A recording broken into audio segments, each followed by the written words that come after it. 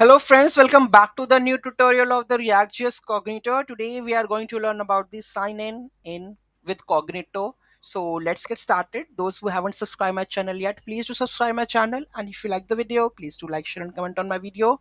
So let's see how to sign in with the user that we have created already in the Cognito, right? We have already video of previous that we have created the user, that is test 12. So I will show you, this is test 12 which we have created. So I'm going to log in with this user. So test 12. So here we have the React app, right? So we have already created that one. So here we have the sign in which accepts the user email millinator.com, and here we have the password. So we have to add the password over here, right? Sign in.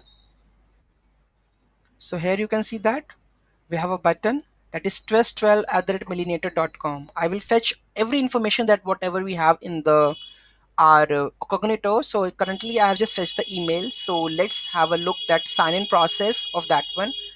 So here we have the sign in. So this is signing.js. So what accepts email and the password, then handle in submit. So here set state loading true authenticate user function. We're accepting the email and the password. Okay, so let's go to the authenticate user. So here we have to send username and the email and the password. So all details, this is new authentication details. We are passing all the data. User data, we have to pass username and the pool. Okay, and in the Cognito we have created a new object Cognito user data, and using the function of the Cognito, that is authenticate user, it accepts the auth details, which is a combination of your auth data, user email and the password, right?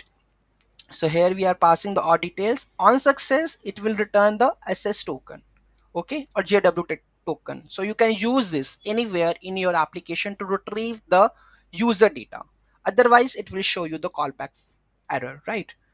Okay, so this is the sign-in process of your React.js Cognito. Okay, so any doubt, any query in that, just let me know in the comment section. Thank you so much for watching this video. Have a great day. In the next video we are going to fetch the, when sign in, we are going to fetch the all the user information, that is the email or the phone number or whatever details we have fill in. So we are going to get authenticate with that one.